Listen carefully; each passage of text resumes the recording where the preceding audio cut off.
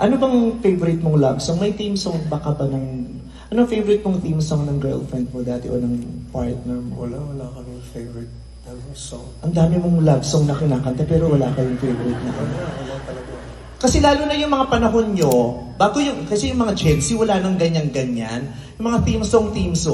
Pero yung mga panahon ko, panahon nyo, panahon ng nanay ko, uso ang mga theme song. Di ba? Kasi yung mga kinanta mo kanina, yung mga ikaw lang ang mamahalin. Yan ang mga theme song dati. Kayo po, ma'am, mag-asawa po kayo? May kanya-kanya kayong asawa na hindi alam na kayong mag-asawa? Mag-asawa, okay. At least safe tayo. Bago natin ipakita sa sa LED yung picture nyo, i-confirm ko na. Baka magaya tayo dun sa CEO dun sa Amerika. Oo. May theme song po kayo. Ano po? Unchained Melody, oh my God. Theme song ng Ghost. Di ba Unchained Melody yung, oh my... Si Tara kasi ang kumanta talaga nun. Maganda yun, di ba, sir? My time. Medyo luma na, hindi ko alam yung kanta Wow, yan. I've hungered for your touch. Ganun yun. Oo, team song yan ng mga ng mga sexually active. Ganun. So, Oo. sexually active. At saka maganda talaga na may team song yung kayo po, magkasama po ba kayo? Magpinsan. Huwag kayong magkaka-team song, please. Oo, magpinsan kayo. Oo. Sino ba yung mukhang mag-asawa? Ma'am, may kasama po kayong asawa? Siya, ano pong team song nyo? With a Smile. Dentista ho ba yung asawa niyo? With a Smile. Ay. Kasi dati nung kinukwento sa akin ng nanay ko, ang team song daw ng mga mag-aasawa o magpapartner may kinalaman sa kung gano'ng kadalas silang nagsisiping o nagniniig gabi-gabi.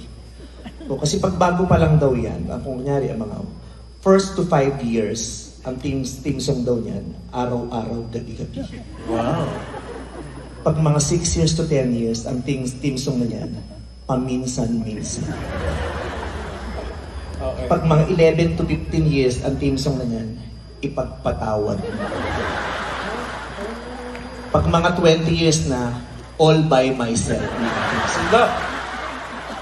Pag mga 30 years na yan, Ano? kunin mo, O Diyos na. So kayo po, mamili na lang kayo kung anong gusto nyo team song doon. Diba? Nakalimutan ko yung acknowledge. Si Dulce pala nandito. Yes, my mother. Nanay ko po yan. Hi, Mother Dulce, I miss you, I love you, and congratulations, nag-concert po siya. Congratulations. Ay, may bakanting upuan. Oo. Nag-aantay siya ng partner yan. Pag nanonood ako ng mga concert ng mga ballads, so mga spills, nagkukwento sila ng mga hugot-hugot. Pinanonood kita kanina pa, sabi ko, ay hindi siya nagkukwento ng mga hugot. Tapos nakita ko ngayon, kaya. Tama nga, huwag ka na magkwento ng mga hugot tungkol sa pag-ibig. Siguro naman sa edad ng mga taong doon, nakamove on na kayong lahat. Wala nang hurting dito at heartbroken. Wala na, di ba? Bibihira na. Kasi syempre, yung mga edad nyo, hindi na kayo nag-emote. Yung karamihan sa inyo, nag-aantay na lang ng SSS, pag-ibig, mga benefits, burial, di ba?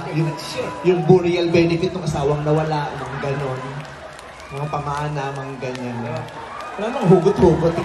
Mga bagets na lang mga artist sa mga hugot-hugot na ganyan. Di ba, sir?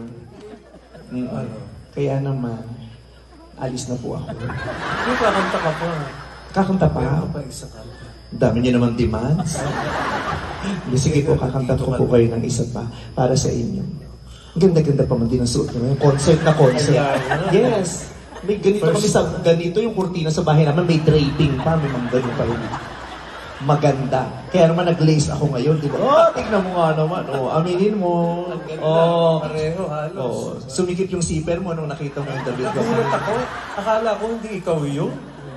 Nagulat talaga. Diba? Mukha kang pokpok at DOM. Diba? Ang ganda ng pag-ibig. Mag-concert tayo, ang pokpok at ang DOM. Blockbuster yun. Diba?